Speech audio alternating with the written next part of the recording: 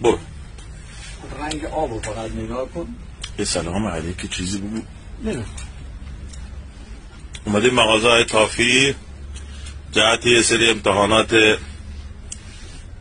تشخیص آب.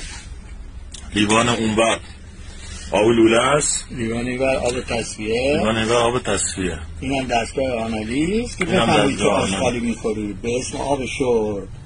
نه دستگاه آنالیز به اسم آب شرب که داریم میخوریم. چی میخورید ملت غریب ایران؟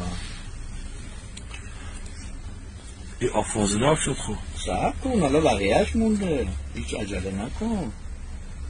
گو کثافت و جلوه و همه چی. یعنی های تافی ولدانن این آبی که داریم ما میخوریمه. دوش میگیری دستورت میشوری مسواک میزنی پشی.